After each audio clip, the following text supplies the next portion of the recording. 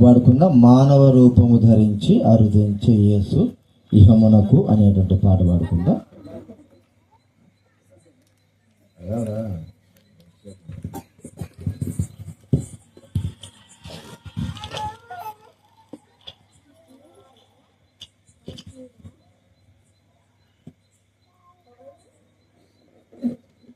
మూడు 356 పాట, పాట సంఖ్య 356. చూడండి. మానవ రూపము ధరించి అరుదించి యేసు ఇహమునకు అనేటువంటి పాట పాడుకుందాం.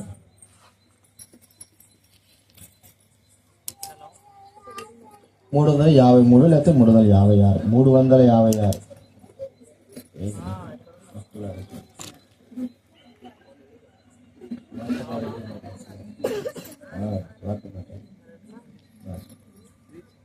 మూడు 356 లేదా 350. మానవ రూపము ధరించి అరుదించి యేసు ఇహమునకు.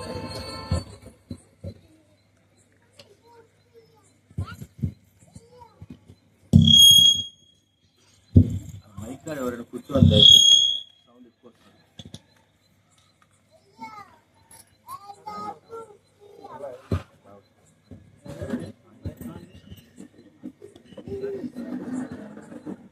మానవ రూపమును ధారించి అరుదించే యేసు ఇహమునకు ఈ పాపలోకమునకు రక్షకుండు ఆయనే. ఈ పాపలోకమునకు రక్షకుండు ఆయనే. క్రూర సిల్వానెక్కి తానే యోర్చే దుఃఖ బాధలన్ శరీరమంతటి నుండి కాచిన మూల్య రక్తమున్. క్రూర సిల్వానెక్కి తానే యోర్చే దుఃఖ బాధలన్ శరీరమంతటి నుండి కార్చిన మూల్య రక్తమున్. వేరే దిక్కి కలేదుగా ప్రియులారా చూడండి సిల్వన్. వేరే దిక్కి కలేదుగా ప్రియులారా చూడండి సిల్వన్. ఈ పాపలోకము నాకు రక్షకుండు ఆయనే. ఈ పాపలోకము నాకు రక్షకుండు ఆయనే. మానవ రూపమును ధారించి అరుదించే యేసు ఇహమునకు ఈ పాపలోకము నాకు రక్షకుండు ఆయనే. ఈ పాపలోకము నాకు రక్షకుండు ఆయనే. చేసెను వెల్లడి పరమా తండ్రి గొప్ప ప్రేమన్మానకై. యేసు ప్రాణమిచ్చెను నీచులైన పాపులకై. చేసెను వెల్లడి పరమా తండ్రి గొప్ప ప్రేమన్మానకై. యేసు ప్రాణమిచ్చెను నీచులైన పాపులకై. యేసుని స్వీకరించుము నీ స్వంత రక్షకునిగా. యేసుని స్వీకరించుము నీ స్వంత రక్షకునిగా. ఈ పాపలోకము నాకు రక్షకుండు ఆయనే. ఈ పాపలోకము నాకు రక్షకుండు ఆయనే. సనుగోచును శాంతి లేక భారము క్రిందను. కన్నీటిని విడచూచును దూరముగానే ఉందువా. సనుగోచును శాంతి లేక పాప భారము క్రిందను, కన్నీటిని విడచూచును దూరముగాని ఉందువా. నిన్ను యేసు నేడే పిలచన్ ఆయన యొద్దకు రా. నిన్ను యేసు నేడే పిలచన్ ఆయన యొద్దకు రా. ఈ పాపలోకము నాకు రక్షకుండు ఆయనే. ఈ పాపలోకము నాకు రక్షకుండు ఆయనే. మానవ రూపమును ధరించి అరుదించే యేసు ఇహమునకు. ఈ పాపలోకము నాకు రక్షకుండు ఆయనే. ఈ పాపలోకము నాకు రక్షకుండు ఆయనే. చివరిగా ఒక పాట పాడుకుందాం. 248 లేకపోతే 246. 248. నా కొరకై అన్నీ చేసిన యేసు, నాకింకా భయం లేదు లోకములో. నా కొరకై అన్నీ చేసెను యేసు, నాకింకా భయము లేదు లోకములో. నా కొరకై అన్నీ చేసెను యేసు, నాకింకా భయము లేదు లోకములో. నా కొరకై అన్నీ చేసినందులకు, నా కొరకై అన్నీ చేసినందులకు, నేను రక్షణ పాత్రను ఎత్తి ఆరాధించేదన్. నేను రక్షణ పాత్రను ఎత్తి ఆరాధించేదన్. నా కొరకై అన్నీ చేసెను యేసు, నాకింకా భయము లేదు లోకములో.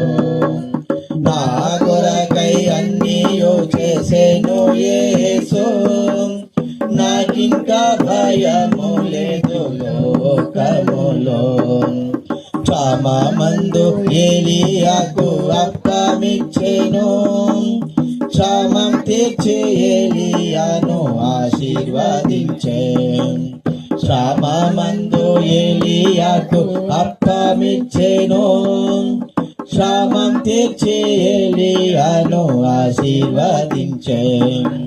క్షామం తీరే వరకు ఆ విధవరలి, క్షామం తీరే వరకు ఆ విధవరలి. ఎంత నూనెకైనా పిండికైనా కొదువలేదు, ఎంత నూనెకైనా పిండికైనా కొదువలేదు. నా కొరకై అన్నీ చేసెను యేసు, నాకింకా భయము లేదు లోకములో. నా కొరకై అన్నీ చేసెను యేసు, నాకింకా భయము లేదు లోకములో. ఆకాశ పక్షులను గమనించుడి, విత్తవు అవి పంటను కోయవు. ఆకాశ పక్షులను గమనించుడి, విత్తవు అవి పంటను కోయవు. వాటిని పోషించునట్టి పరమపిత, వాటిని పోషించునట్టి పరమపిత, అద్భుతంబుగా నడుపన్. మమ్ము అనుదినమద్భుతంబుగా నడుపున్. నా కొరకై అన్నీ చేసెను యేసు, నాకింకా భయము లేదు లోకములో. నా కొరకై అన్నీ చేసెను యేసు, నాకింకా భయము లేదు లోకములో. ఆశీర్వదించేడు యేసు అరణ్యములో పోషించేను 5,000 మందిని కూడా.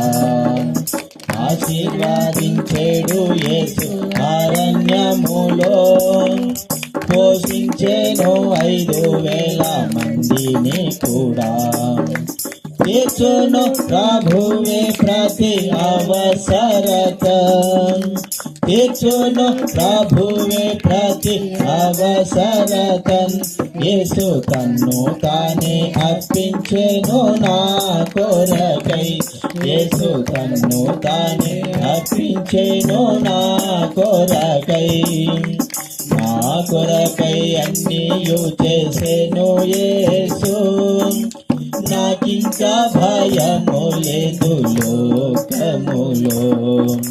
నా కొరకై అన్నీయు చేసెను యేసు, నాకింకా భయము లేదు లోకములో.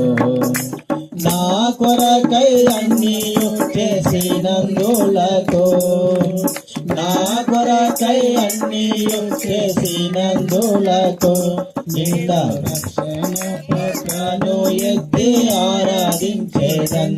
నేను రక్షణ పత్రను ఎత్తి ఆరాధించేదన్. నా కొరకై అన్నీయు చేసెను యేసు, నాకింకా భయము లేదు లోకములో. నా కొరకై అన్నీయు చేసెను యేసు, నాకింకా భయము లేదు లోకములో. ప్రార్థన చేసుకుందాము.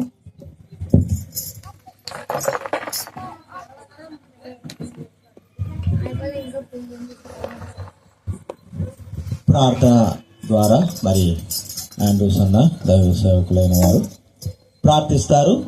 వాక్యం ప్రారంభించుకుందాం.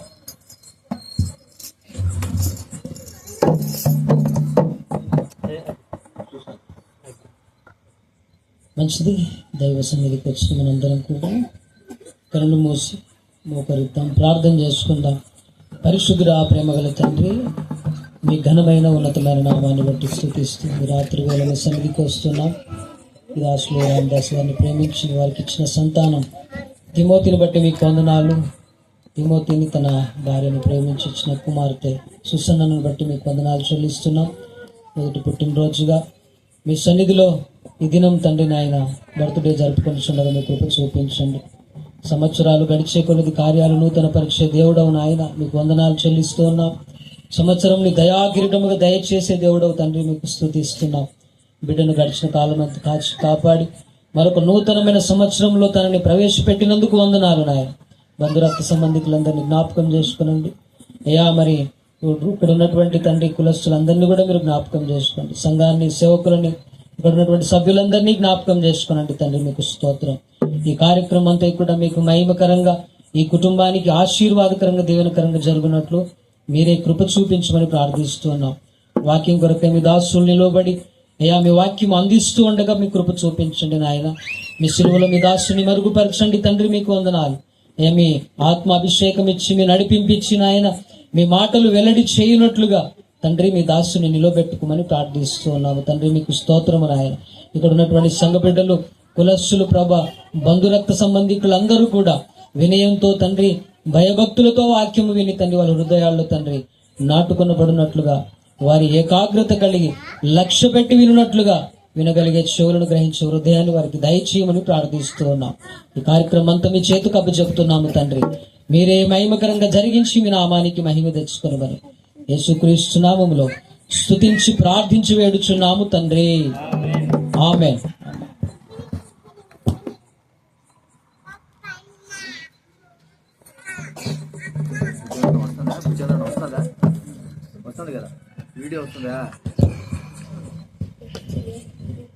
టైం ఎంత చూడండి.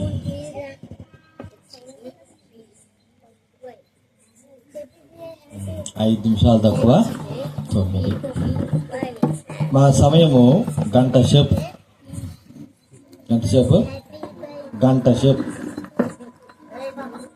సేపు వాక్యం చెప్పాలి. నిన్ననే మరి అన్నతో చెప్పాం 7 గంటలకి ఖచ్చితంగా ప్రారంభించాలా అని చెప్పాం. మీ అలవాటు ఎట్టుంటుందో నాకు తెలియదు, కానీ మా అలవాటు రాయలసీమ ఆంధ్ర అలవాటు ఏంటంటే 7-7:30 కల్లా ఏ మీటింగ్ అయినా సరే ప్రారంభిస్తాం. 9:30 కల్లా అయిపోతుంది. 9:30కి అయిపోతుంది. కాబట్టి మాకు గంట సేపు మా సమయం అంతే. గంట తర్వాత మీ ఇష్టం. మీరు ఎవ్వరు కానీ ఏం మాట్లాడొద్దు దయచేసి. ఎందుకంటే తప్పంతా రామదాస్ అన్నదే. నేను 7 గంటలకని చెప్పా, సరే 7:30కి అనుకున్నా, 8 గంటలు అనుకున్నా, 8:30కి వచ్చాం. కాబట్టి మీ అలవాటు ఏదో మాకు తెలియదు, కానీ మా అలవాటు మాత్రం 7 నుంచి 9 గంటలకు అయిపోయి ఈ టైంకి అయిపోవాలంతే. ఈ టైంకి భోజనాలు తింటాం, మా పద్ధతి అది. కాబట్టి దయచేసి దేవుడి వాక్యం కొద్దిగా ధ్యానిద్దాము. మీరు ఎవ్వరు కూడా 5 నిమిషాలు కానీ 10 నిమిషాలు కానీ మాట్లాడద్దు. ఒకవేళ మీకు ఆకలి అయితే దయచేసి మైక్ ఉంది కాబట్టి వినపడుతుంటది, కిందకు పోయేసి భోజనం చేయొచ్చు. ఏం ప్రాబ్లం లేదు. మీకు మైక్ ఉంది. దేవుడు లేకపోతే దేవుని ఘనపరచాలనుకుంటే ఉండాలి. అయినను నేనంతేమి గంట సేపు చెప్పలే కానీ మా పరిస్థితి మేము చెప్తున్నా. సరే, దైవ గ్రంథంలో కొన్ని మాట మనం చూసుకుందాం, సమయం పోనీయకుండా. 147వ కీర్తన గ్రంథం 147వ కీర్తన 147వ కీర్తన 17వ వచనం. ఒక్క మాట అంట ఏమనుకో, రామదాస్ కాదు. ఇప్పుడు మా కుల పెద్దలు ఏమంటారు అంటే, మీరు మంచి పాట పాడితే మా వాళ్ళు వింటారంట. Okay, thank you. 147వ కీర్తన 13వ వచనం. దయచేసి అందరు చదువుకుందాం. దైవ గ్రంథం ఉన్న వాళ్ళు, కనబడే వాళ్ళు దయచేసి పిల్లలు ఎవ్వరు మాట్లాడద్దు. 147వ కీర్తన 13వ వచనం మనం చదువుకుందాం. ఆయన నీ గుమ్మముల గడియలు బలపరిచి ఉన్నాడు, నీ మధ్యలో నీ పిల్లలను ఆశీర్వదించి ఉన్నాడు.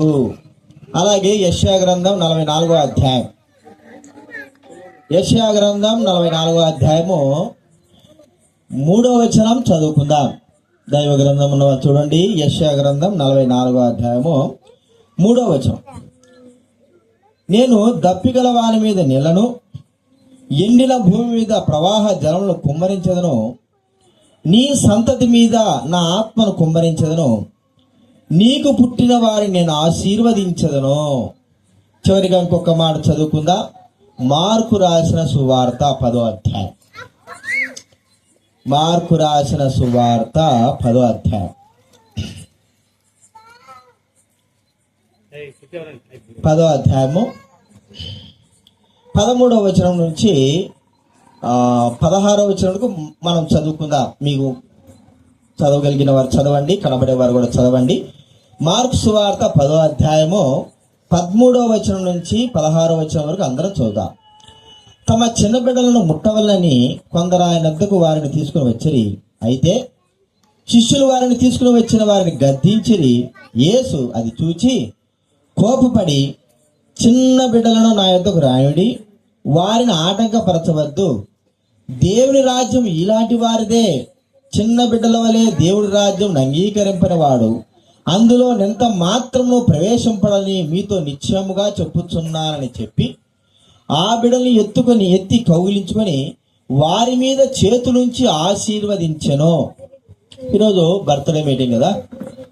చిన్నపిల్లలు ప్రతి ఒక్కరు కూడా పిల్లలంటే ప్రేమ. ఎవరి పిల్లలంటే ప్రేమ అంటే తమ సొంత పిల్లలంటే ఇక్కడ అందరు పిల్లలే కనపడుతున్నారు. కానీ వీరిపైన మనం ఎక్కువ ప్రేమ చూపించాం. ఎందుకంటే వీరి యొక్క తల్లిదండ్రులు వేరు, మన పిల్లలు ఉన్నారు వీరి మధ్య. వీరందరికంటే మన పిల్లల్ని బాగా ప్రేమిస్తా. అంటే మన పిల్లలు అనేది మనకి ఎంతో ఇష్టము. మన పిల్లలు ఇష్టం. వాడు ఎలాగైనా ఉండని, నల్లగా ఉండని, తెల్లగా ఉండని, లేకపోతే అవిటి వాడే ఉండని, లేకపోతే కళ్ళు లేకుండా ఉండని, వీళ్ళు అందంగా ఉండని, ఏ విధంగా ఉన్నప్పటికీ తమ కడుపున పుట్టినటువంటి బిడ్డల్ని మనము ప్రేమించడము మన యొక్క స్వభావం. అది మనకందరికీ ఇష్టమే. ఇతరుల పిల్లలు మనం ప్రేమించాం. అయితే ఇక్కడ చిన్న పిల్లల యొక్క స్థితిగతుల గురించి ప్రభువైన యేసుక్రీస్తు వారు ఎంత చక్కగా చెప్తున్నారంటే, యేసుక్రీస్తు వారు జీవిస్తున్న దినాల్లో కొంతమంది ఏం చేశారంటే, దేవుడు అందరినీ ఆశ్రయిస్తున్నాడు. ఆశ్రయిస్తా ఉంటే కొంతమంది తమ చిన్న పిల్లల్ని ఆశ్రయించి ప్రభువా అని యేసు ప్రభు దగ్గర తీసుకొస్తే, ఆయనతో పాటు ఉన్నటువంటి శిష్యులు ఏం చేశారంటే గద్దించారు. చిన్నపిల్లల పాడి ఎందుకు ఇక్కడికి వస్తున్నారు మీరు అని గద్దిస్తే, యేసు ప్రభు వారు శిష్యుల్ని గద్దించాడు. చిన్న పిల్లల్ని ఎప్పటికి కూడా ఆటంకం చేయొద్దు, వారు నాతో రాయండి. వారి యొక్క స్థితిగతి ఏం చెప్తున్నారంటే, ఇలాంటి వారిదే దేవుని రాజ్యము, చిన్న పిల్లల లాంటి వారిదే. అంటే మనలాంటి వాళ్ళకి దేవుని రాజ్యం ఉంటుందంటారా? మనలాంటి వాళ్ళకి కాదు, చిన్న పిల్లల యొక్క స్వభావం కలిగినటువంటి వ్యక్తులు ఎవరైనా సరే వారిదే దేవుని రాజ్యము. చూడండి, మనం అనుకుంటా ఉంటాం చిన్నపిల్లల గురించి, చిన్నపిల్లలు వారికి ఏం తెలియదండి, పాపం తెలుదు, పుణ్యం తెలుదు. వారు మరి వాళ్ళని కొట్టడానికి కూడా మనం ఇష్టపడం, తప్పే చేసి ఉంటారు, దొంగతనమే చేసి ఉంటారు, చిన్న చిన్నగా బూతులే మాట్లాడుతూ ఉంటారు, లేకపోతే ఏదో ఒక తప్పు చేసి ఉంటారు, తల్లిదండ్రుల యొక్క దృష్టిలో మరి ఇతరుల దృష్టిలో చేసి ఉంటారు. అయితే తల్లిదండ్రులు ఏంటంటే వారు చిన్న పిల్లలు కాబట్టి వారిని గద్దించరు. ఎందుకంటే వారికి ఏమీ తెలియదు, తెలియక చేస్తున్నారు అనేటువంటి స్వభావము మనకు తెలుసు. కాబట్టి పిల్లల్ని మనం ఎంత ప్రేమతో చూసుకుంటామంటే, మన దేశంలో అయినా సరే చిన్నపిల్లలు కొడతాం. ఫారెన్ దేశంలో చిన్నపిల్లలు కొట్టడానికి వీళ్ళ, ఆ ఫారెన్ దేశంలో చిన్నపిల్లల్ని గద్దించడానికి కూడా వాళ్ళు ఏదైనా సరే వారికి ఏం అడిగినా సరే ఇవ్వాల్సింది అంతే. వారు కొట్టడం కానీ, స్కూల్లో కానీ బయట కానీ తమ పిల్లల్ని కొట్టడానికి వీల్లేదు. ఒకవేళ కొట్టినట్టుగా పోలీసులకు కనబడితే వారిని జైలు శిక్ష వేస్తారు. ఇటీవలనే ఒక సంవత్సరం ముందు ఒక ఆమె ఏం చేసిందంటే, మరి ఈ సరదాలకు అలవాటయ్యి చిన్నపిల్లవాడిని, వాడు ఎన్ని సంవత్సరాలు తెలియదు కానీ వాడి ఇంట్లో పెట్టి తాళం వేసి 10 రోజులు టూర్కి పోయొచ్చు. వాడు అరిసి ఎందుకంటే పిల్లవాడు కదా, అరిసి ఏడ్చి పక్కన వాళ్ళు కూడా ఏంద్రబ్బాయి ఎక్కడ పోయింది అని చూస్తే వాడు ఒక్కడే ఉన్నాడు. వెంటనే ఆ తలుపులు తాళాలు పగలగొట్టేసి ఆమె తీసుకొచ్చిన తర్వాత ఆమె తిరుక్కుంటా పోయి వచ్చింది. తల్లి సరదాలకు అలవాటయ్యి తిరుక్కుంటూ వస్తే పోలీసులు పట్టుకుని ఏం చేశారంటే, కాలు చేతులు పడక మీద అటు ఇటు గట్టిపారేసి 6 రోజులు ఆమె అట్ట పెట్టేశారు. అది రియల్ గా జరిగిన విషయం. చిన్నపిల్లల్ని మరి వదిలిపెట్టేసి ఆమె ఎక్కడో వెళ్ళిపోయింది. అదే శిక్ష మరి అన్నం లేకోకుండా, నీళ్ళు లేకోకుండా కాల్చేలు కట్టేసి పిల్లల్ని చేస్తావా అని చెప్పి వారు అలాగా పోలీసులు అలాగా చేశారు. అంటే పిల్లలకి ఎంత ప్రాముఖ్యత ఉంది అని మనం చూస్తుంటున్నాం.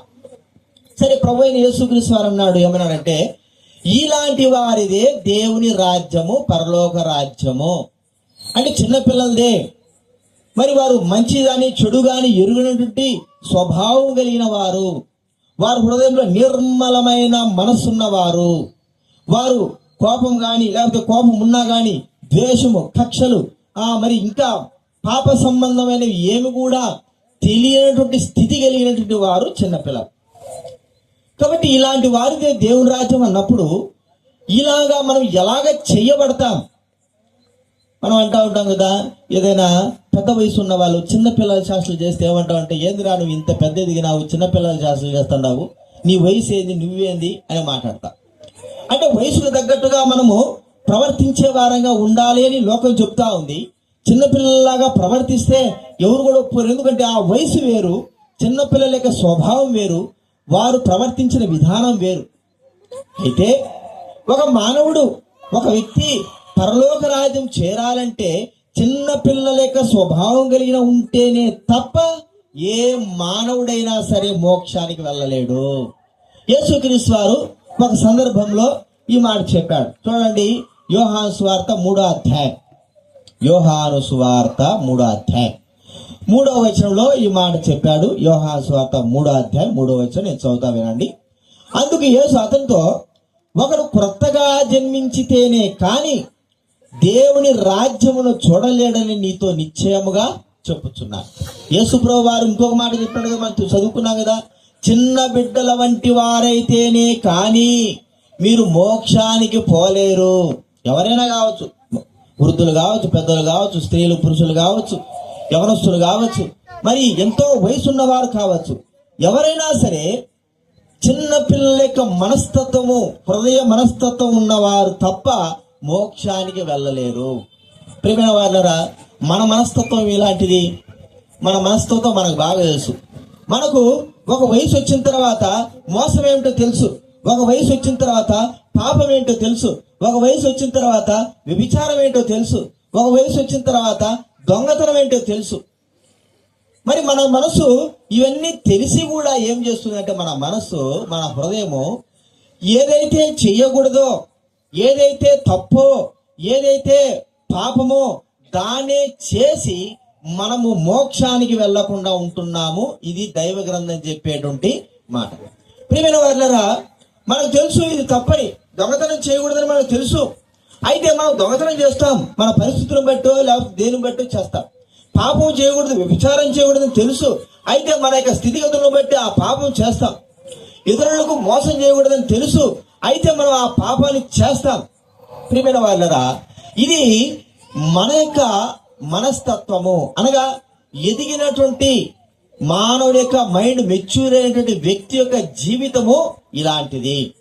ఇలాంటి వ్యక్తి, శరీర సంబంధమైన వ్యక్తి, పాప సంబంధమైన వ్యక్తి ఎప్పటికి కూడా, ఇప్పుడు కాదు ఎప్పటికి కూడా దేవుని రాజ్యానికి వెళ్ళలేదు.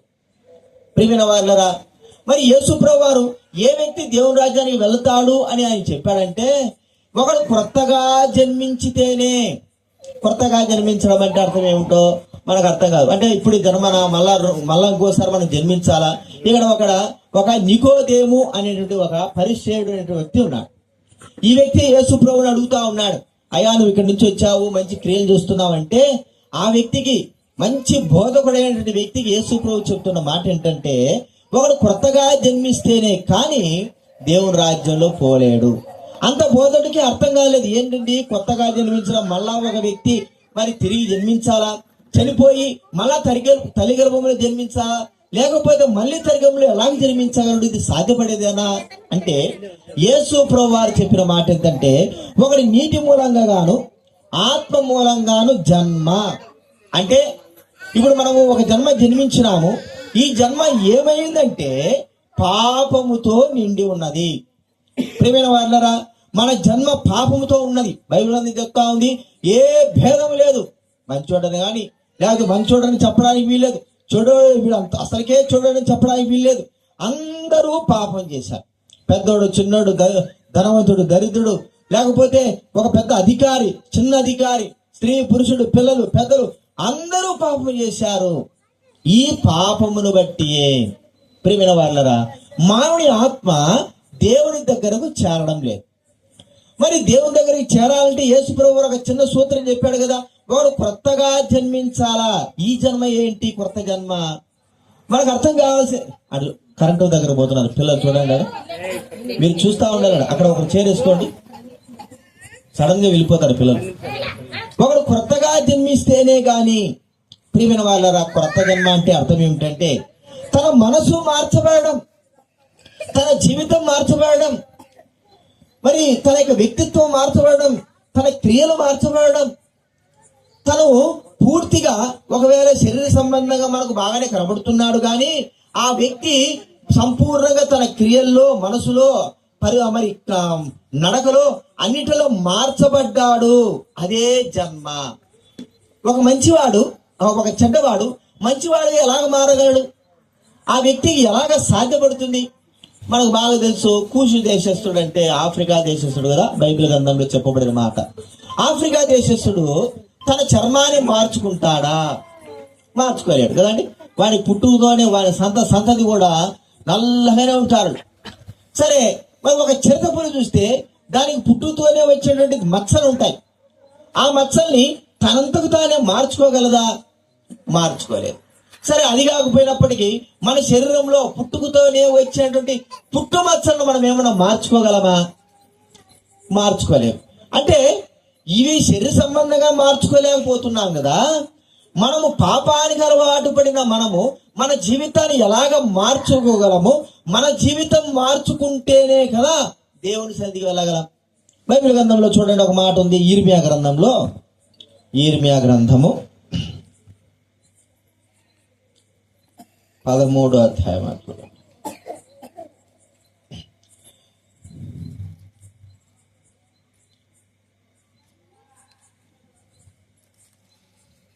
చిరుతపులి తన మచ్చను మార్చుకోలేదన్నమాట. 8వ అధ్యాయం ఇది 23వ అధ్యాయమా? 13-23 క్షమించాలి. 13వ అధ్యాయము 23వ వచనం చదవండి ఎవరైనా. 13-20. కూషు దేశస్థుడు తన చర్మమును మార్చుకొనగలడా? చిరుతపులి తన మచ్చలను మార్చుకొనగలదా? మార్చుకొనగలిగిన ఎడల కీడు చేయుటకు అలవాటు పడిన మీరును మేలు చేయ వల్లపడును. చూడండి, ఒక వ్యక్తి సహజంగా జన్మించిన వ్యక్తి తన చర్మపు రంగును మార్చుకోలేకపోతున్నాడు. కూషు దేశస్తుడిని ఈ ప్రపంచంలో ఉన్నటువంటి కంపెనీలన్నీ కలిసి ఎంతగా మంచిగా ఇది క్రీమ్స్ రాసినా కూడా వాడు ఎంత మాత్రం తెల్లగా అవడం అనేది అసంభవం. ఆఫ్రికా దేశంలో పుట్టినవాడు ఈ ప్రపంచంలో ఉన్న క్రీమ్స్ అన్ని కదా, ఇప్పుడు లేడీస్ కావచ్చు, బ్రదర్స్ జెంట్స్ కావచ్చు, కొద్దిగా నల్లగా ఉన్నారు, కొద్దిగా ఒక రకంగా చామని చాయకున్నప్పుడు క్రీములు రాస్తూ ఉంటారు. దానివల్ల కొద్దిగా షైనింగ్ కనపడతారు. అయితే ఈ యొక్క కూషు దేశస్తుడు ఎంత క్రీములు రాసినా కూడా తన చర్మం మాత్రం నల్లగానే ఉంటుంది. మరి చిరుతపులి చూస్తే అది బ్రతికేంత వరకు ఒక ఎన్ని రంగుల్లో మరి దాన్ని ముంచి లేపినా కూడా దాని యొక్క పుట్టుమచ్చలు పోనే పో. మరి మానవుడు కీడు చేయడానికి అలవాటు పడ్డాడు, పాపం చేయడానికి అలవాటు పడ్డాడు, మోసం చేయడానికి అలవాటు పడ్డాడు, దొంగతనం చేయడానికి అలవాటు పడ్డాడు. ఎట్ట మార్చబడతాడండి? నా జీవితంలో సరిగిన ఒక సందర్భం మీకు చెప్తా. మరి 1998లో క్షమించాలి 2009లో దానికి 2009లో నా మ్యారేజ్ అయింది. నా పెళ్లి కార్డులు ఇవ్వడానికి వరకే నాకు చాలా తెలిసిన దగ్గరకు వస్తే హైదరాబాద్కి కూడా ఫిబ్రవరి దగ్గరకు వచ్చాను. ఫిబ్రవరిలో వచ్చి నాకు తెలిసిన వాళ్ళకి పెద్దలకి పెళ్లి కార్డులు ఇచ్చి అక్కడ చిక్కడపల్లి పోలీస్ స్టేషన్ దగ్గర బస్ స్టాప్ ఉంటే ఎక్కాను. ఫుల్ రష్ ఉంది. సాయంత్రం 4 గంటలకు 4:30కి ట్రైన్కి వెళ్ళాలి. నేను 6 గంటలకి ఎక్కాను. ఎక్కగానే నా కోసమని కాదు, ఎవరి కోసం కాసుకుంటారు ఇద్దరు వ్యక్తులు. ఎక్కితే ఎక్కడ పర్సు కొట్టేయాలని దొరికినట్టు నేనే. ఎక్కగానే ఎట్ట కొట్టేశారంటే నా వెనక జోబులో పర్సు కొట్టేయగానే వెంటనే నా దగ్గర టికెట్ వాడు వచ్చి కండక్టర్ వచ్చి టికెట్ ఇయ్య అన్నాడు. నేను ఇప్పటికీ వెనకాల జోబులో చేయబడితే ఏం లేదు, పర్సు లేదు.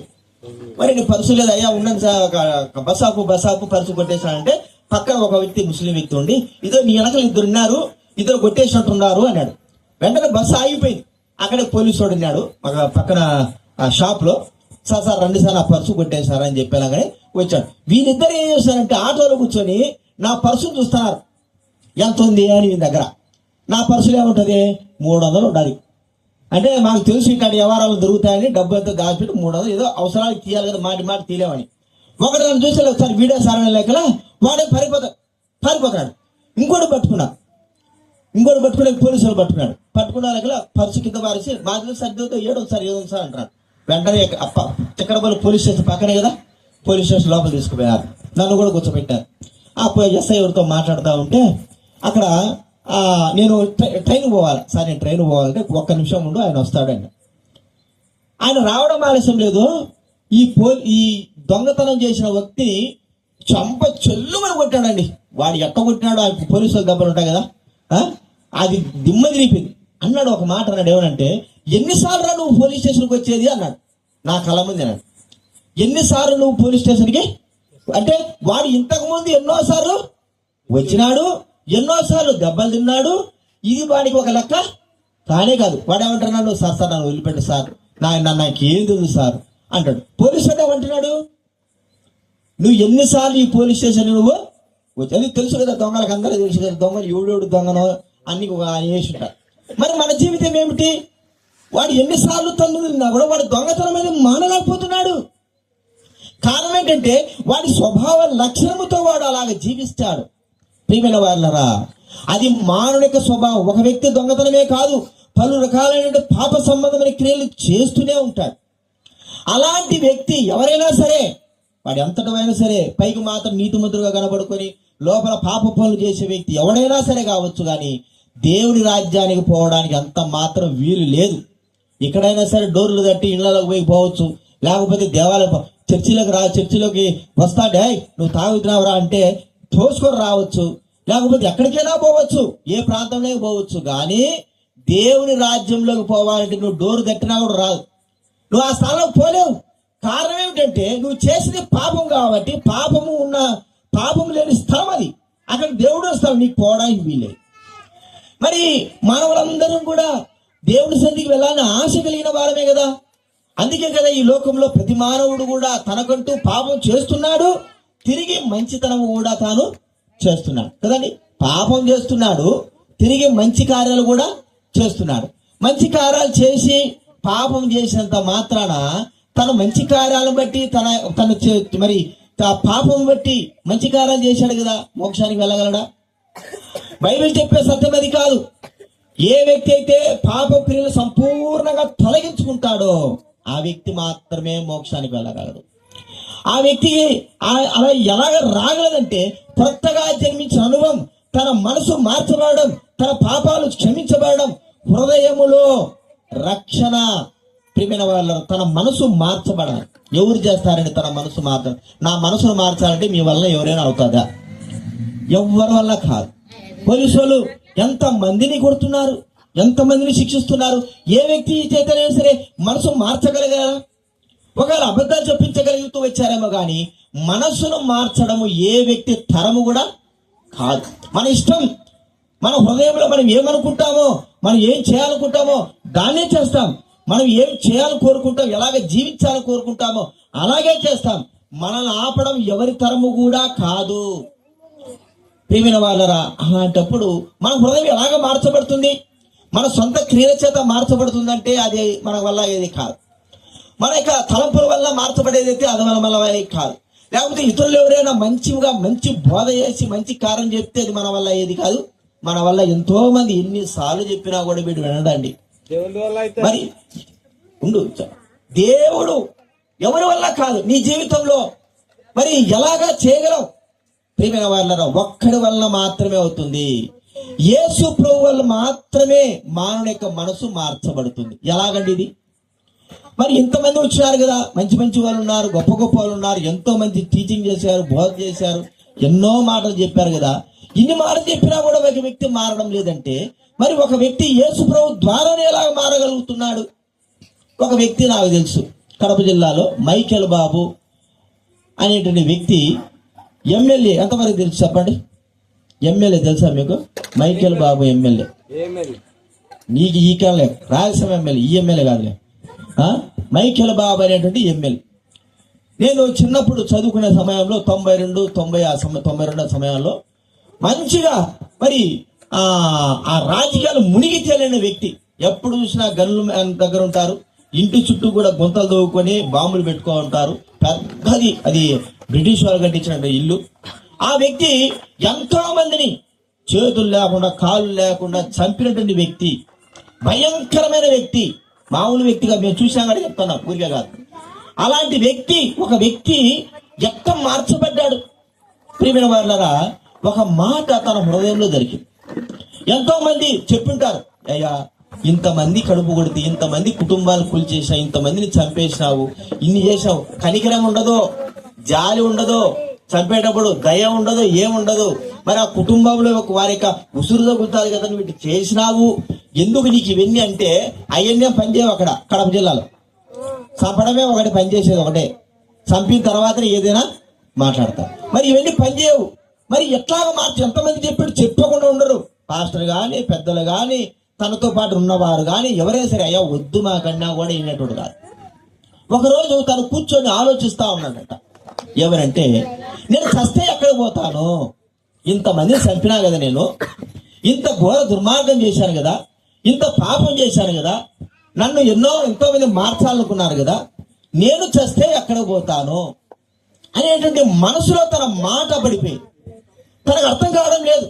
తన జీవితంలో ఏదో అనుకుంటున్నాడు కానీ, ఏమో చేయాలనుకుంటున్నాడు కానీ, నేను చనిపోతే ఎక్కడికి పోతాను.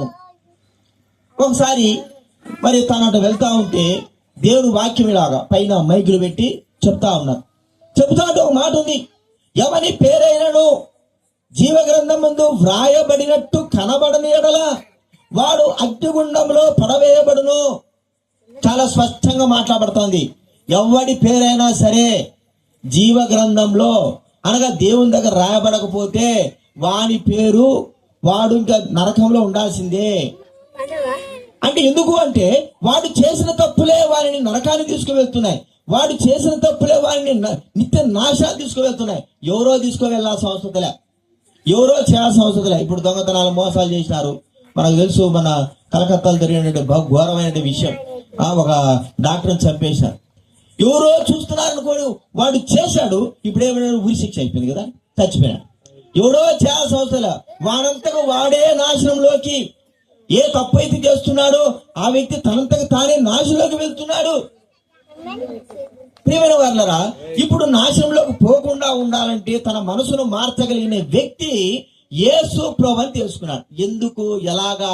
ఆయన ఒక్కడే మార్చగలరంటే పాపము ప్రతి ఒక్కరి జీవితంలో అది పట్టుకొని ఉంటుంది, ఎవరు కూడా విడిచిపెట్టరు పాపం. ఎందుకంటే మనిషిని కొన్నట్టుగా.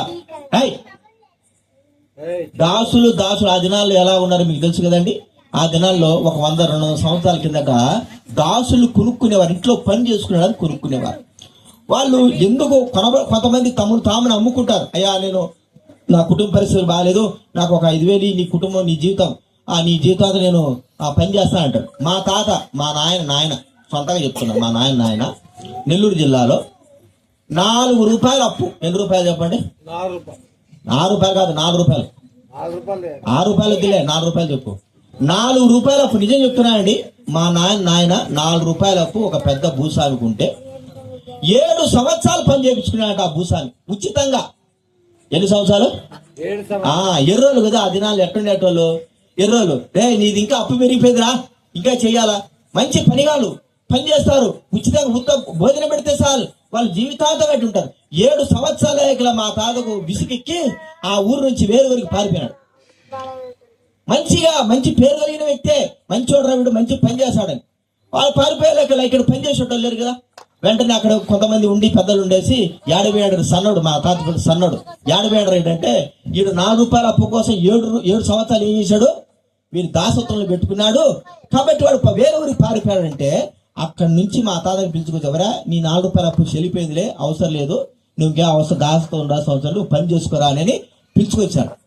ఇదే సందర్భంగా కొన్ని సంవత్సరాలు కూడా ఉంది దాసత్వం. మరి పాపము అనేటువంటి దాసత్వం కూడా మానవుని జీవితంలో ఉంది. ఆ పాపమే మానవ హృదయంలో ఉండి వాడిని ఏం చేస్తుందంటే నాశనానికి నడిపిస్తా ఉంది. వాడు చేయని క్రియలు చేపిస్తా ఉంది. వద్దు, ఇవి మనకు వద్దన్నా కూడా చేపిస్తా ఉంది, ఇది చేస్తే తప్పున్నా కూడా చేపిస్తా ఉంది. ఈ పాపము ఎందుకు మానవుల్లోకి వచ్చిందంటే, ఒక దినాన భూమి పునాదులు వేసిన తర్వాత ఒక వ్యక్తి, మన పితరులైన వారు ఆదామవలైన వాళ్ళు చేసిన తప్పు ద్వారా పాపం అనేది మానవుల్లోకి వచ్చేసింది. రావడమే కాకుండా మానవుని దాసత్వం చేసేసింది. ఇప్పుడు మానవుడు ఏ తప్పు చేయాలన్నా కూడా చేసేస్తాడు. ఇది చేయరా అంటే చేస్తాడు, వెనక ముందు లేదు. ఉండవు, ఏ చేయాలంటే చేసేస్తాడు, ఎలాగైనా నడుచుకోవాలంటే నడుచుకుంటాడు, ఈ తప్పు చేయాలంటే చేసేస్తాడు. ఎందుకంటే మనిషి లోపల. ఇటీవలే నేను విన్నది ఏంటంటే, ఇటీవల మా దగ్గర మా కుటుంబ సభ్యుల్లో మందు పెట్టినారంట. మీకు తెలుసు కదా మందు అనేది. ఒక్క నిమిషం సార్, మందు అనేది మీకు తెలుసు కదండి. మందు అంటే మనిషిని వశం చేసుకునేటువంటి మందు ఉంటుంది. అది మా వాళ్ళకి 2 పెట్టినారు. బాగా వినండి. వాడు ఎప్పుడైతే మందు పెట్టాడో ఆ మందు పెట్టిన వాడి యొక్క మాటనే వింటున్నారు, కానీ తల్లిదండ్రుల మాట, ఎవరు మాట వాడు వినడంలే. వాడిని అట్లా వశం చేసేసుకుంది ఆ మందు. వేరే వాళ్ళు చూశారు, అయ్యా నీకు మందు పెట్టినాడు, నీ బాబు నీకు, నీ భార్యకు మందు పెట్టేసినారు అంటే అది నిజంగానే వాస్తవమైంది. ఎప్పుడైతే ఆ మందు తిన్నారో, ఎవడైతే మందు పెట్టాడో వాడికి దాసులైపోయినారు. ఇది నిజంగానే 2 నెలల కింద జరిగింది, ఊరికే కాదు చెప్పేది, 2 నెలల కింద జరిగింది. వెంటనే వేరే దగ్గర పోయేసి ఆ మందును కక్కి ఇచ్చేస్తే దాంట్లోంచి మరి చింతగింజల్లాగా మందు పడిపోయింది. అంటే అర్థం ఏంటి? లోకంలో మనం ఇలాంటి మందులే చూస్తున్నాము. పాపం కూడా మానవుని ఏం చేస్తుంది?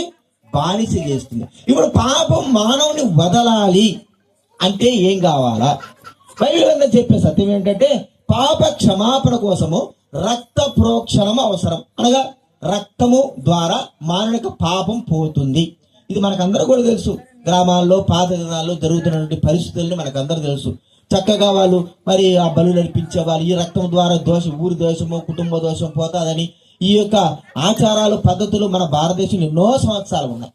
అయితే ఒక మేక ద్వారా లేదా కోడి ద్వారా లేకపోతే జంతువుల ద్వారా ఈ రక్తం ద్వారా మానవునికి పాప క్షమాపణ కలుగుతుంది అంటే అది నమ్మడానికి వీలేదు. ఎందుకంటే ఇన్ని చేస్తున్నా కూడా మానవిక జీవితం సంపూర్ణంగా మార్చబడలేకపోతా ఉంది. మరి ఎవరి రక్తం అండి? ఎలాగా జరుగుతుందంటే ఒక వ్యక్తి దేవుడు రావాలి. బైబిల్ గ్రంథంలో చెప్పబడిన మాట ఏంటంటే దేవుడు వచ్చి ఎందుకంటే పుట్టించింది దేవుడే కాబట్టి ప్రాయశ్చిత్తం చేయాల్సిన దేవుడే కాబట్టి మానవులు విడిపించాల్సిన దేవుడే. మానవుల వల్ల కానే కాదు పాపం నుంచి విడిపించుకోవడం. ప్రియమైన వారులారా, అది ఎంత మాత్రం సాధ్యపడదు. అయితే యేసు ప్రభు మాత్రమే, అంటే దేవుడు యేసు ప్రభు అనేటువంటి పేరుతో ఈ లోకంలోకి 2024 సంవత్సరాల కిందట వచ్చి ప్రతి ప్రజల కొరకు ప్రతి మనిషి కొరకు తన ప్రాణాన్ని అర్పించినాడు. ఇది వాక్యం చెప్పే సత్యము. ఇప్పుడు పాపం అడుగుతుంది ఏమంటే నేను నీ పిల్లల్ని వదలాలా, నీ ప్రజలను వదలాలంటే ప్రజల కొరకే ప్రాయశ్చిత్తం చేయబడాలా. ఎలాంటి వాడు చేయబడాలంటే పరిశుద్ధుడుగా ఉన్న వ్యక్తి ఎవరైనా సరే లోకంలో ఉన్నాడా వాడి రక్తం ద్వారానే నేను ప్రజలను విడిచిపెడతాను, లేకపోతే లేదు. మరి ఎవరండి ప్రజలు? మరి పరిశుద్ధులైన వారు. మనం ఆలోచిస్తే మనమే పరిశుద్ధులు అనుకుంటాం, కానీ అనేకమైన సార్లు తప్పులు చేస్తూ ఉంటాం, మోసాలు చేస్తూ ఉంటాం. అవి మనకు లెక్కలోకి రావు. పాపము లేని వాడి భూలోకంలో ఒక్కడు కూడా లేడు. బైబిల్ చెప్పే సత్యం మనకు కూడా తెలుసు. మనం కూడా తప్పు చేస్తున్నాం మనకు తెలుసు, కానీ మనం ఇతరులు కూడా చెప్పం. నేను తప్పు చేస్తున్నా అంటే ఇతరులు ఏమంటారు చెప్పండి? మేము తప్పు చేస్తున్నా ఇతరులు ఏమంటారు చెప్పండి? మనకు అరే నువ్వు తప్పు చేసావా, నువ్వు మంచోడు అనుకున్నానే అంట. అందుకే మనం తప్పు చేసినా కూడా ఇతరులకు చెప్పం. ప్రియమైన వాళ్ళరా, పాపము మానవుని విడుదల పొందాలంటే ఒక కార్యం జరగాలి. అది యేసు ప్రభు ద్వారానే జరుగుతుంది. యేసు ప్రభు చేశాడు ఆ కార్యం. ప్రజల కొరకై పాపాల కొరకై తన ప్రాణాన్ని అర్పించినాడు. చనిపోయి సమాధి చేయబడి తిరిగి లేచాడు. అంతే. ఇదే సూత్రం, ఇదే సత్యం. అంతకు మించి ఆయన లేతే మరి మతాలు గాని కులాలు గాని ఈ మార్చడానికి ఎంత మాత్రం లేదు. బైబిల్ గ్రంథంలో అలాంటి లేనే లేదు. ప్రజల కొరకై చనిపోయి బైబిల్ గ్రంథం ఒక మాట ఉంది, పాపులను రక్షించుటకు క్రీస్తు యేసు లోకములకు వచ్చెను, తన ప్రజలను వారి పాపం నుండి ఆయనే రక్షించును. ప్రియమైన వాళ్ళరా, యేసు క్రీస్తు వారు పాపములు క్షమించి మానవుణ్ణి మంచివాడుగా చేయడానికే వచ్చాడు. ఇప్పుడు చనిపోయినాడు, సమాధి చేయబడ్డాడు, తిరిగి లేచాడు, సజీవుడైనాడు, 3వ దినాన్ని లేస్తా అని చెప్పాడు, లేచాడు. ఇప్పుడు మానవునికి పాపం ఎలా పోతుంది? మరి ఆయన క్షమాపణ కొరకై రక్తం కార్చాడు కదా. ప్రియమైన వాళ్ళరా, ఆయన రక్తం కార్చిన ఆ పాపం పోవడానికి మనలోనే ఒక భాగం ఉంది. ఏమిటంటే అడుగుట అనే మాట మనం చూస్తున్నాం. అడుగుట. ఎవరైనా సరే ఆక్కుంటే మనం ఏం చేయాలి? ఇప్పుడు మన ఇంటికి వెళ్తున్నాము, ఒక ఇంటికి వెళ్తాము, అమ్మ అన్నం అడిగితే పెడతారు, లేదా నాకు అది ఇవ్వమంటే ఇస్తారు. ఏదైనా సరే అడిగితే మరి మన హృదయంలో ఉంటున్న పాపం మనం పోవాలి అనుకుంటే యేసు ప్రభువుని అడగాలి. ఏమంటే ప్రభువా నా పాపాలు క్షమించు, నా హృదయంలోకి రా. ఇదే మాట అండి. ఇంతకు మించి ఇంకేమీ మాట లేదు. యేసు ప్రభు కూడా అదే మాట చెప్పాడు బైబిల్ గ్రంథంలో. ఏమంటే నీ హృదయంలో విశ్వసించు, ప్రభు యేసు ప్రభు నీ పాపాలు క్షమించాడు, రక్తం కార్చాడు, నమ్ము, అంతే నీ పాపాలు క్షమింపబడతాయి. ఎప్పుడైతే మానవుడి యొక్క పాపాలు క్షమింపబడతాయో అప్పుడు ఆ వ్యక్తి నూతనంగా జన్మించిన వాడుగా కలిగిన వాడుగా, శరీర సంబంధంగా ఒకవేళ మరి వయసు ఉన్నప్పటికీ తన హృదయము తన మనసు నూతనమైనదిగా చేయబడిదిగా చూస్తా ఉన్నాం. మనసు నూతనంగా చేయబడితే, హృదయం నూతనంగా చేయబడితే ఆ వ్యక్తి మోక్షానికి వెళ్ళడానికి ఎటువంటి ఆటంకాలు ఏమి కూడా లేవు. కాబట్టి ప్రియమైన వాళ్ళరా, యేసు ప్రభు వారి కార్యం చేశాడు. నమ్మి విశ్వాసం ఉంచితే నిత్య రాజ్యంలో మనం ప్రవేశిస్తాం. నమ్మకపోతే మనం ఒకటి నమ్మమండి, మంచిదే, నమ్మాల్సిన అవసరం లేదు. కానీ ఒక మాట ఏంటంటే మన పాపాలు ఒక దినాన్ని మనం పట్టుకుంటాయి. మన పాపాలు మనల్ని వదిలిపెట్టవు. మన పాపాలు మనల్ని మన వెంట వస్తాయి. బైబిల్ గ్రంథంలో ఒక వ్యక్తి ఉన్నాడు, ధనవంతుడు అనేటువంటి వ్యక్తి. తను జీవితంలో ఎంత ఇష్టపెంచిన జీవించాడో, పాపానికి అదుపు లేనటువంటి వ్యక్తిగా జీవించాడు. దేవుడు అనేటువంటి మాట లేకుండా జీవించాడు. తనకు అవసరం లేదని జీవించాడు. ఒక దినం తను చనిపోయినాడు. తన పాపాలు తనను పట్టుకున్నాయి కదండి. ఎవరైనా సరే దొంగతనం చేసినా, మోసం చేసినా, ఎవరైనా సరే పాపాలు ఖచ్చితంగా పట్టుకుంటారు. ఒకసారి మరి వేరే దేశంలో ఒక వ్యక్తిని చంపేసి ఎక్కడో పుడిచిపెట్టేసినాడు. పాపం పట్టుకుంటాంది. ఎలాగా? ఆ పాపం ఒక చిన్న క్లూ ద్వారా ఎవరు చంపినారో మనకు తెలుసు కదా. ఎంత పెద్ద మర్డర్ చేసినా, దొంగతనం చేసినా ఒక చిన్న సహాయంతో. చూడండి, మీకు స్టువర్టుపురం తెలుసు కదండి, దొంగల యొక్క రాజ్యం కదా స్టువర్టుపురం, చీరాల దగ్గర ఊహించేస్తారు. మరి టైగర్ నాగేశ్వరరావు గురించి మీకు చాలా వరకు వినింటారు. టైగర్ నాగేశ్వరరావు ఆయన ఒకసారి సవాల్ చేశాడంట. బాగా వినండి, బాగా వినాలి. ఏం చేశాడు సవాలు? పోలీస్ స్టేషన్ ఎదురుగానే SBI బ్యాంక్ ఉంది. బాగా వినాలి, ఏమండి వినండి ఒక్క నిమిషం. పోలీస్ స్టేషన్ ఎదురుగానే SBI బ్యాంక్ ఉంది. చెప్పాడంట, నేను ఈ రోజు దొంగతనం చేస్తానాడా? ఆయన చెప్పాడంటే చేసేస్తాడు. అంత దొంగ కలిగిన వ్యక్తి. ఏం చేశాడంటే పోలీసులు కాపలా కాసుకో ఉన్నారు. పోలీసులు ఏం చేశారండి? కాపలా కాసుకోండి, ఎప్పుడెప్పుడు దొంగతనం చేస్తాడా పట్టుకుందామని. సరే, ఉదయం అయిపోయింది. ఇది జరిగిన సత్యం. ఇటు చుట్టూ మరి ఇక్కడ కూర్చో. ఉదయం అయిపోయింది. ఇది జరిగి బాగా వినాలి మీరు. ఉదయం అయిపోతే పోయి చూస్తే కొన్ని లక్షలు పోయినాయంట. బాగా వినండి, అర్థమైందా మీకు? పోయి చూస్తే కొన్ని లక్షలు పోయినాయంట. మరి నీ ఎట్లా చేసినాడు? ఎదురుగా కూర్చున్నాం కదా పోలీసులు, మీ అందరినీ మరి గల్లు పెట్టుకొని కూర్చున్నాం కదా, ఎట్లా చేశాడు? చేసేసాడు ఇట్లో. కానీ ఆ వ్యక్తే తెలియదు. ఎట్ట పట్టుకున్నారంటే అక్కడ ఉన్న దొంగలందరూ కొట్టారంటండి, బాగా కొట్టారంట. ఒప్పుకోండిరా కొట్టారు. మాకు తెలియదయ్యా, మేము పోలేదయ్యా స్వామి అంటే ఒప్పుకోలే. మరి ఇతడే అని సాక్ష్యం ఈ తినాలంటే సీసీ కెమెరా ఉంటాయి. ఆ వ్యక్తికి ఒక అలవాటు ఉందంట. ఎవరికి? టైగర్ నాగేశ్వర. వీడి తాగిన తర్వాత ఏం చేస్తాడు? అక్కడ బారేసి వెళ్ళిపోవడమే. వీడి తాగడము. ఆ వ్యక్తికి అదే అలవాటు, ఇంకేం లేదు. ఏ వ్యక్తి అయితే దొంగతనం చేసినాడో, తెలియకుండా తిరిగాడో, ఆ బీడి ద్వారానే దొరికినాడు. కొన్ని లక్షలు పోయినాయి. అంటే ఒక చిన్న ద్వారా పాపం ఏం చేసింది? తనను పట్టించేసింది. మరి మన పాపం మనం పట్టించదా? పాపం పోవడానికి కదా యేసుప్రభువు వారు ఈ లోకంకి వచ్చాడు. చనిపోయి సమాధి చేయబడి తిరిగి ఇచ్చాడు. కాబట్టి చిన్నపిల్లల స్వభావం రావాలి, ఆ జీవితం మార్చబడాలంటే, మన మనసు మార్చబడాలంటే యేసుప్రభువు రక్తం ద్వారానే మనకు జరుగుతుంది, క్షమాపణ ద్వారా. కాబట్టి ప్రభువైన యేసుని విశ్వాసం ఉంచు, అప్పుడు నీవు నీ ఇంటి వారు గొప్ప ఆత్మరక్షణ పొందుతారు. ప్రార్థన చేసుకుందాము. దయచేసి ఒక్క నిమిషం ప్రార్థన చేసుకున్న తర్వాత మరి కేక్ కట్ చేసుకుందాం. ప్రార్థన చేసుకుందాం. ప్రేమగల తండ్రి, పరిశుద్ధుడైన మా దేవ, యేసు ప్రభు నామమున మీకు కృతజ్ఞతాస్తుతులు చెల్లిస్తా ఉన్నాం తండ్రి. ఒకడు కొత్తగా జన్మిస్తే గానీ పరలోక రాజ్యం చూడనున్నావు. మా మనసు, మా తత్వము మాకు తెలుసు. మేము ఇలాగే జీవిస్తే మా జీవితాంతం కూడా ప్రభు నశించిపోవడమే కాకుండా మరణించిన తర్వాత కూడా మోక్షానికి వెళ్ళలేమని దైవ గ్రంథం చెప్పబడింది. మమ్మల్ని రక్షించడానికే మమ్మల్ని పుట్టించిన మీరు ఈ లోకంలోకి వచ్చి మా కొరకై రక్తమును కార్చి చనిపోయి సమాధి చేయబడ్డావని వాక్యంలో వ్రాయించి పెట్టావు. నమ్మిన వ్యక్తి నిత్య జీవం పొందుతాడని మీరు సెలవిస్తూ వచ్చావు. నమ్మి బాప్తిసం పొందిన వాడు రక్షింపబడతారని మీరు సెలవిస్తూ వచ్చావు. ప్రభువా, ఆ సత్యం బోధించిన హృదయంలో పాపమును బట్టి శాంతి లేక అసమాధానముతో ఉంటున్న వ్యక్తులందరి జీవితాలతో మీరు మాట్లాడే దేవుడు, ఒక్క మాటతోనే మాట్లాడే దేవుడు.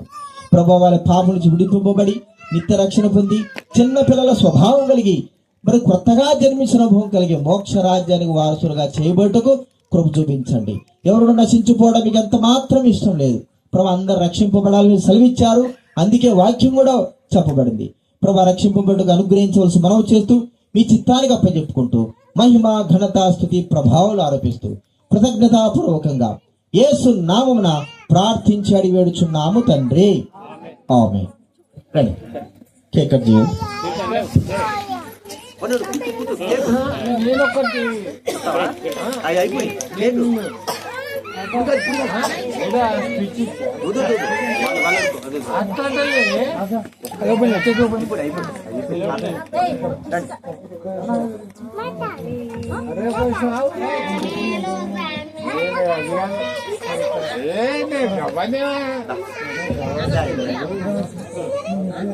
అరే నేను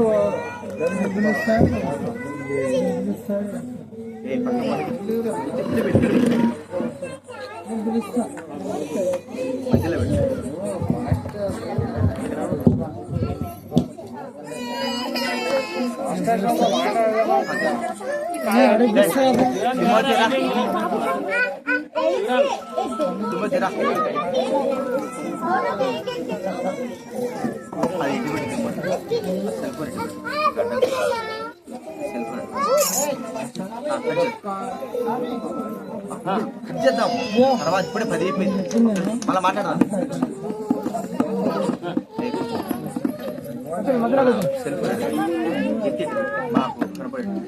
అడ్డం లేకు కనపడతాను చూడ ఒకసారి ఇక్కడ కనపడుతుందా చూడ ఒకసారి ఓకే ఓకే ఓకే సరిపోయింది ప్రార్థన చేసుకుందాం ఇక్కడ రాత్రి రాధాసనా రా ప్రార్థన చేసుకుందాము. ఈరోజు మరి సూసన్న మొదటి సంవత్సరం బర్త్డే. రండి రండి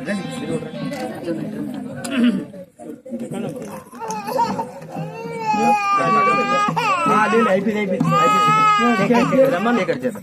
ప్రార్థన చేసుకుందాం. ప్రార్థన ప్రేమగల తండ్రి, జీవం కలిగిన దేవా, మీకు స్తోత్రాలు చెల్లిస్తా ఉంటున్నాం ప్రభా. తిమోతిని బట్టి స్తోత్రాలు, తన భార్యను బట్టి వందనాలు. ప్రియ తండ్రి, తనకిచ్చినటువంటి కుమార్తెను బట్టి కూడా స్తోత్రాలు. కుమారులు కుమార్తెలు యెహోవా యొక్క స్వాస్థ్యమని వాక్యంలో రాయబడి ఉంటారు కాబట్టి తండ్రి, తనకిచ్చినటువంటి మొదటి సంతానం కుమార్తె సూసన్ను బట్టి వందనాలు చెల్లిస్తా ఉంటున్నాం. దీవించి ఆశీర్వదించండి. నిజంగా ప్రభా, సంవత్సరం అంతా కూడా మీరు కాపాడి ప్రభా, ఒక సంవత్సరం పూర్తి చేసుకుని 2వ సంవత్సరంలో ప్రవేశించే బాధ్యతను మీరు ఇచ్చినందుకు మీకు కృతజ్ఞతలు చెల్లిస్తా ఉంటున్నాం. ఇది నాన్న ప్రభా, చిన్నపిల్లలనే తాను ఉన్నది ప్రభా, తన మనసు వలె ఇక్కడ ఉన్న వారందరి మనసు కూడా ఉండడానికి అనుగ్రహించున్నాయన కనికరించవలసి మనం చేస్తుంటున్నాం. బిడ్డను కూడా దీవించండి. మీ దయందు మనుషుల దగ్గర బిడ్డగా చేయండి. మీ కృపను కోరుకుంటున్నాం ప్రభా. నిండైన దీవెనలతో నీకు పుట్టిన వారిని ఆశీర్వదిస్తారని మీ వాక్యం రాయబడింది. నీ సంతతి పైన ఆత్మను కుమ్మరిస్తారని మీ వాక్యం రాయబడింది.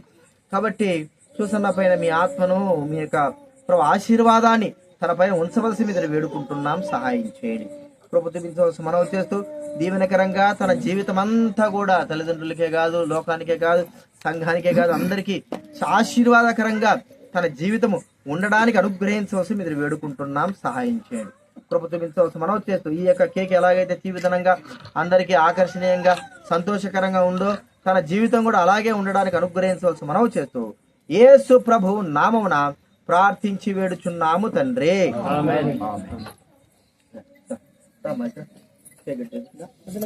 మీరు రావాలి రండి. లాస్ట్ లో మళ్ళీ ప్రార్థన చేస్తారు. ఇది అయిపోతానే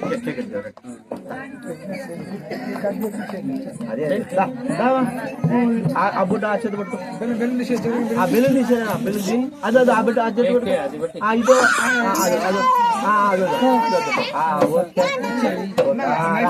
వెరీ వెరీ గుడ్. తీసుకో హ్యాపీ బర్త్డే టు యు,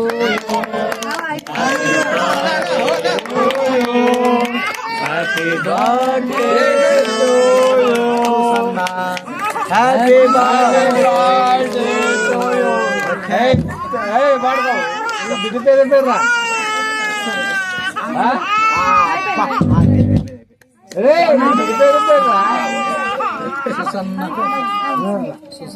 మీరు మధ్యలో అన్న వేసాడు.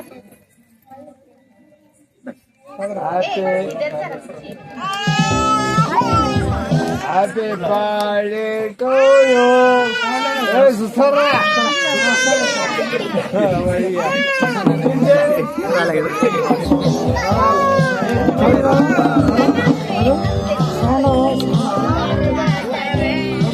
చివరిగా దయచేసి చివరి ప్రార్థన అన్న చేస్తాడు, కుమార్ అన్న చేస్తాడు. చివరి ప్రార్థన అయిపోతుంటే ఆ ఆశీర్వాదం ముగించుకున్నా. ఇంకా కేక్ కట్ చేసి రావచ్చు. చివరి ప్రార్థన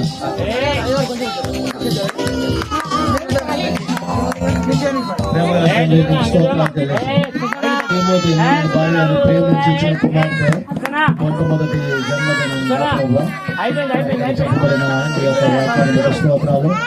ఆ బిడ్డను కూడా స్తోత్రాలు చెల్లిస్తూ ఈ కార్యక్రమం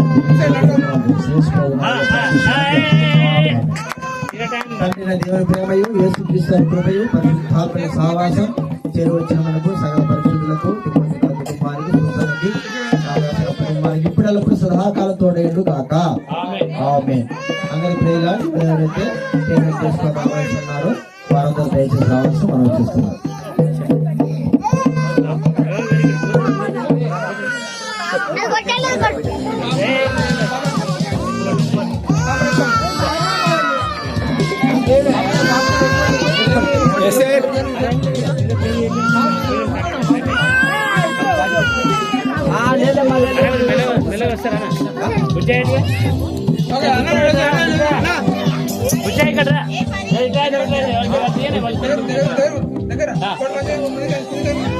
కోటి